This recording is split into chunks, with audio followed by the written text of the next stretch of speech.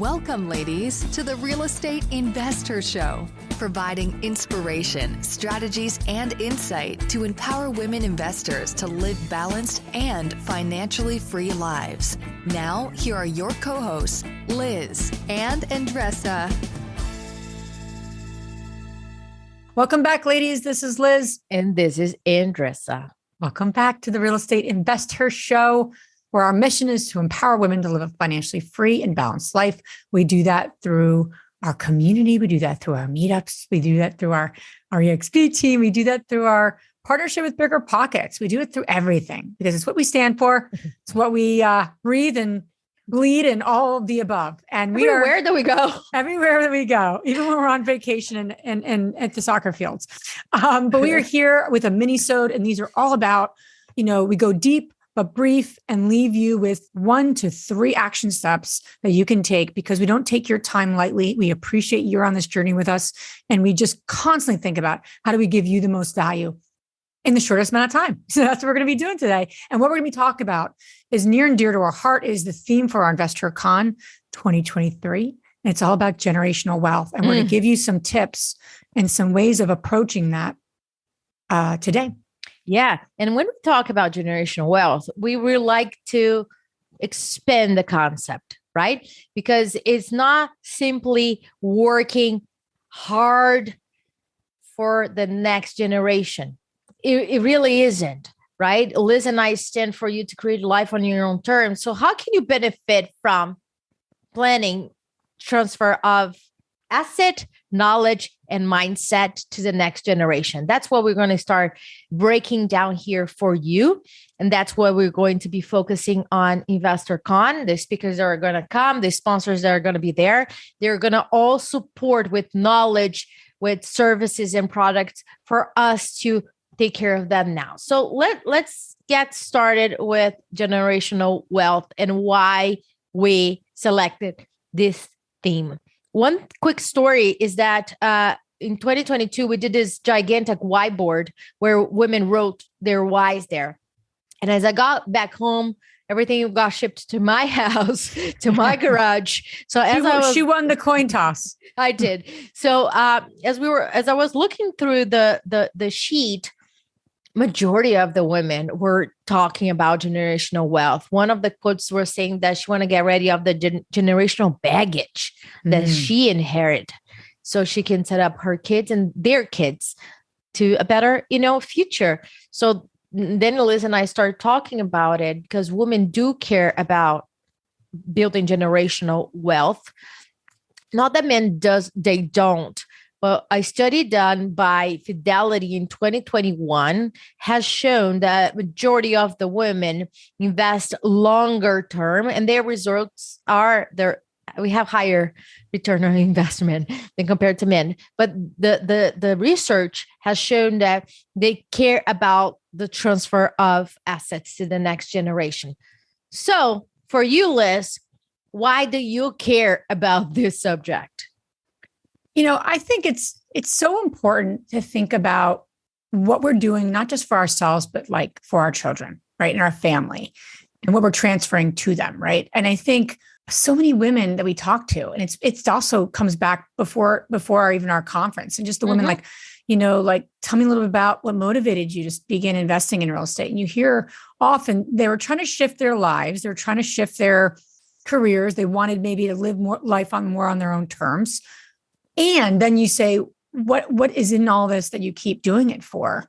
So many women, it's not about buying the Lamborghini or the Ferrari. I mean, if you want to buy that, go for it. But not a lot of the women in our communities, that's my number one reason why they want to create a life of financial abundance. They want to do it so they create wealth and time freedom and wealth today, and also the ability to transfer wealth to their families and to communities, or to a charity that you care about. So it's just such a deeper, and it's also about making a difference. That's the theme we hear from so many women.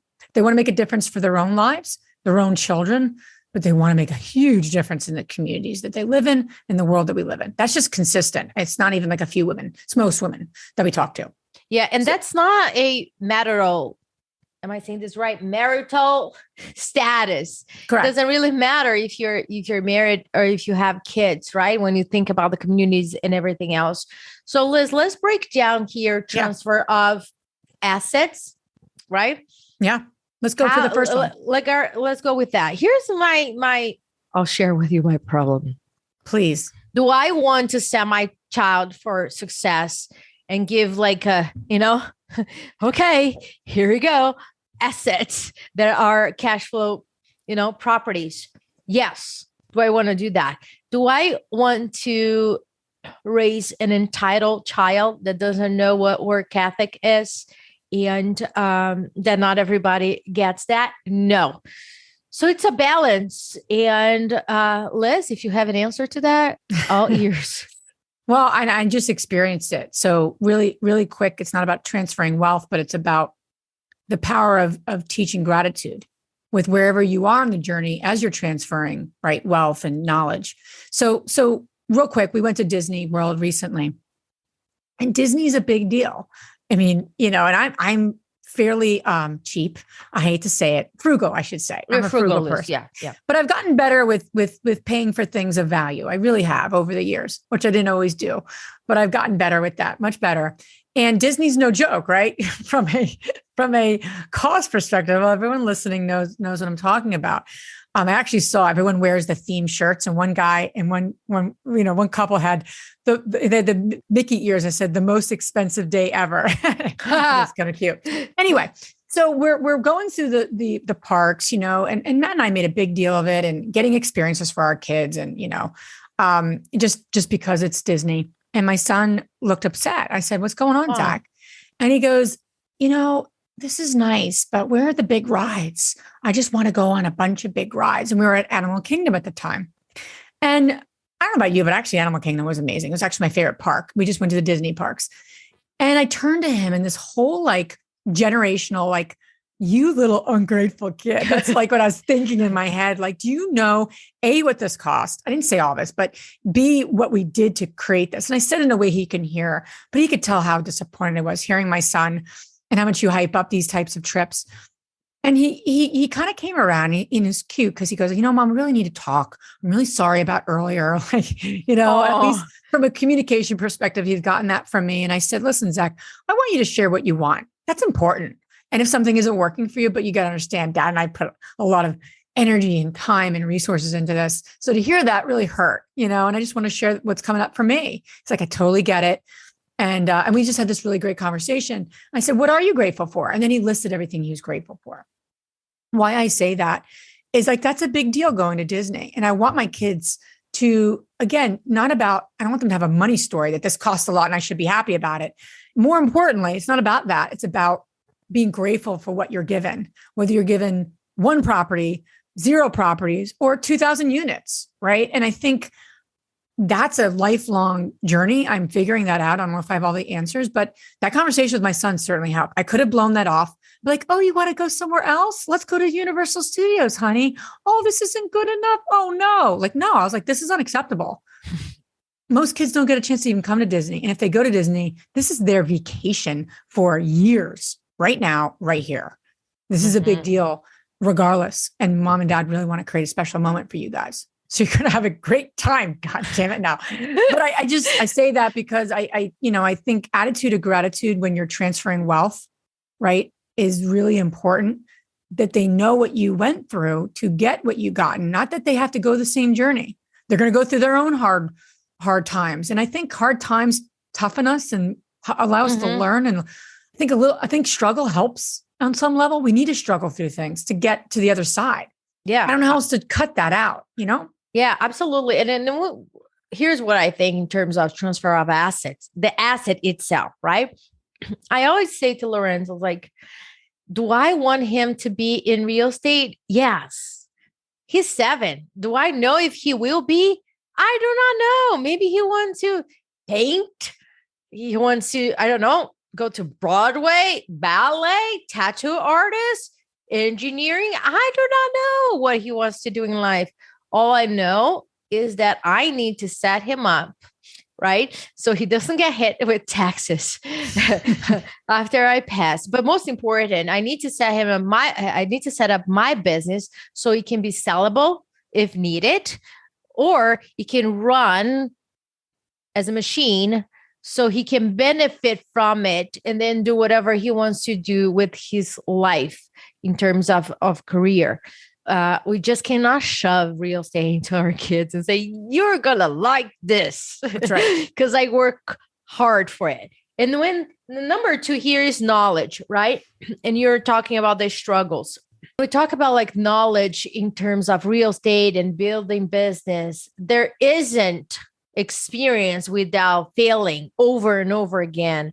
And I think that the transfer of knowledge and is essential, because they will not know how to build any type of businesses. And we're setting the bar. Liz and I were talking about our parents, right? We were setting the bar for the next generation. My parents, we had our house. There was no investment properties whatsoever. And now Lorenzo are going to see something very different than what I saw. He will naturally think about several properties instead of one property. And how can that be a cash flow for him? I think that we want the best for them, for the next generation, but we don't know when we're going, right? This could be our last day. Yep. And you might have parents that the transfer of knowledge. How do you do that in a way that it's serving people? So yeah. And not to talk about the morbid side of it, but to really be able to set all of your assets up and your business up so that if something happens to you, it seems like so common, like everyone has a will and a contingency plan for your properties and your businesses. But we talk to a lot of people and they don't. They just feel like they're young enough and they have time. And that's really critical when the money gets released, and obviously talking to an attorney and estate planning and the trustee, having those conversations. And we had those. And sometimes the kids don't even know what the assets look like until they're in their 20s and 30s. And we've kind of set it up. There's different age, because, an 18-year-old is different than a 28-year-old, right? 38-year-old, et cetera. So, you don't want your kids to have the same life experiences as you, so that you're creating the life differently, which then comes back to, and you also don't want them to be entitled and be like, well, everyone goes to Disney every week. No, they don't. Actually, it's a really big deal. And I think I will continue to do that because of my upbringing. My parents, if we went on vacation, it was a big deal, really big deal. I remember that. And I appreciate vacations for that. And I want my kids to get the same regardless of income. So, yeah. And the last piece over here is the mindset, right? And Liz and I are big on it everywhere in our InvestHer CON and everything that we do, because we don't know what's going to happen, but your way of being and how you're going to handle it, transfer of skills, you can apply. Doesn't matter what business you're building. There's always people, process. So it can be all transferable. But we are looking here from a holistic perspective of how you're reacting to it, or what are the values, what are the policies and procedures for your company, what are the other possibilities. We really want to think about other ways. I'm tired out here, like wholesaling, burr, flip, and then you go to syndication. Syndication is the highest thing over there. No, I want to see what else is there. What else is out there? International investing. I want to see other options. I want to see how can we create the life now. I don't want to retire and then I'm so exhausted, I just want to chill now. Right? Yeah. If that's the point, cool. But we're looking at generational wealth as a holistic way where you come first. You also benefit from all the work that you have put together, and you decided how that's going to look like. That's what generational wealth is all about. I would also add, I think the key is to however long it took us, right, to get things just like our parents, we want our kids to do it even better, or not even better, more on their own terms, more peacefully. The amount of time it took me to sometimes even get my own worth, right? In terms of what I should be charging for different things, or how long it took me to say, I shouldn't be just, what's the investment here versus the cost? I stayed so much in the cost because, again, I'm frugal. So I would love my kids to get that sooner, and be not entitled, of course, along the way. They think their laundry just shows up magically in a bag, right? And I need to say that's not how it works. Somebody does that laundry and we pay that person. And there's times that's not going to happen. Go get the laundry. So it's a balancing act, right? Trying to use money to live the life on our own terms and teach our kids so they can pass along those messages to their own kids and keep that wealth in the family. Not spend it and be frivolous about it and spend it on a bunch of doodads. You think about the amount of times people go to Disney, man, you can buy a rental property for even if you go 4 times in 5 years, that's a rental property down payment, no question. Not to make that wrong, but the key is to transfer knowledge. The key is to transfer the asset, and most importantly, not just transfer mindset, but to up-level mindset and let go of what's not working and really see your kids take it to a different level. And then their kids are going to do the same. If you're not excited about coming to InvestHer CON, I am, because I want to just enjoy that resort and all the women that we are inviting to speak. I want to sit and hear them. I am interested. I am invested in it. And it's going to be very diverse, as you can expect, right? About us.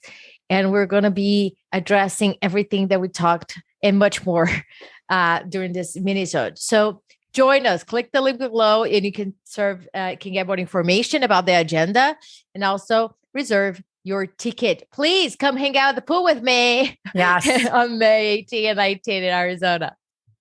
Ciao. Thank you. If you enjoyed this podcast and want to receive updates on our next interviews, go to our website, therealestateinvestor.com. There, you can subscribe to our show, become part of our investor community, and get updates on upcoming episodes. If you like our show, please share it with other women who would benefit. And don't forget to leave us a rating on iTunes. We'd really appreciate it. And as always, we encourage you to take one action as a result of today's show and put it into motion so you can live both a financially free and balanced life. Thanks for spending time with us. Ciao.